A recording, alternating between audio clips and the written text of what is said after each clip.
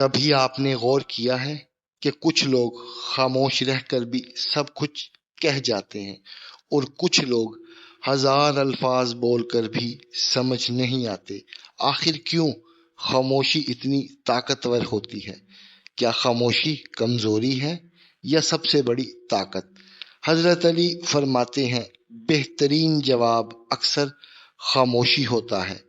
خاموشی صرف چپ رہنے کا نام نہیں، یہ ایک ایسی زبان ہے جو دل سے نکل کر سیدھا دل تک پہنچتی ہے۔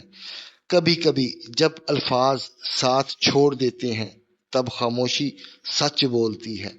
حضرت علی کا ایک اور قول ہے، ہر بات کہہ دینا ضروری نہیں ہوتا۔ زندگی میں بہت سی باتیں ایسی ہوتی ہیں جو اگر کہہ دی جائیں تو رشتے ٹوٹ جاتے ہیں، اگر انہیں خاموشی سے چھپا لیا جائے تو دل بچ جاتا ہے۔ خاموشی انسان کا وہ زیور ہے جو اسے ہر فضول بات سے محفوظ رکھتا ہے۔ جو شخص اپنی زبان پر قابو رکھتا ہے وہ اپنی عزت کو محفوظ رکھتا ہے۔ کم بولنا حکمت ہے اور خاموش رہنا سلامتی۔ حضرت علی فرماتے ہیں، اپنی خاموشی کو کمزوری مت سمجھو۔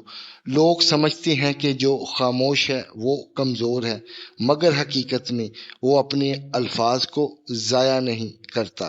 وہ جانتا ہے کہ ہر جنگ لفظوں سے نہیں جیتی جاتی۔ خاموشی میں وہ طاقت ہے جو ہزار الفاظ میں نہیں ہوتی۔ جب تمہیں سمجھ نہ آئے کہ کیا کہنا ہے تو خاموش رہنا بہتر ہے۔ عقل مند وہ ہے جو اپنی خاموشی کو اپنی طاقت بنا لے۔ کبھی کبھی خاموشی ایک درد ہوتی ہے، ایک ایسی چیخ جو کسی کو سنائی نہیں دیتی۔ حضرت علی فرماتے ہیں، کبھی کبھی خاموشی سب سے گہری چیخ ہوتی ہے، اور یہ وہ چیخ ہوتی ہے جو صرف محسوس کی جاتی ہے، سمجھی نہیں جاتی۔ مگر ایک سوال یہاں پیدا ہوتا ہے، اگر خاموشی اتنی طاقتور ہے تو پھر لوگ اس سے ڈرتے کیوں ہیں؟ کیوں ہر کوئی چاہتا ہے کہ اس کی بات سنی جائے، مگر کسی کی خاموشی کو سمجھنے کی کوشش کوئی نہیں کرتا؟ خاموشی کبھی کبھی بہترین دفاع ہوتی ہے۔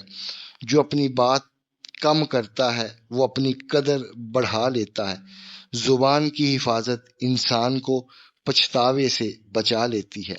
خاموش رہ کر سیکھنا بول کر سکھانے سے بہتر ہے، اور شاید ہمیں یہ سیکھنے کی ضرورت ہے کہ ہر بات کا جواب دینا ضروری نہیں ہوتا۔ کبھی کبھی خاموش رہ کر بھی جیتا جا سکتا ہے۔ حضرت علی فرماتے ہیں، جو خاموشی کو سمجھ لے اسے الفاظ کی ضرورت نہیں رہتی۔ تو شاید اصل سمجھ یہ نہیں کہ ہم کتنا بولتے ہیں، بلکہ یہ ہے کہ ہم کتنا محسوس کرتے ہیں۔ اور شاید آج کے بعد آپ بھی سوچیں کہ ہر خاموشی کے پیچھے ایک کہانی ضرور ہوتی ہے۔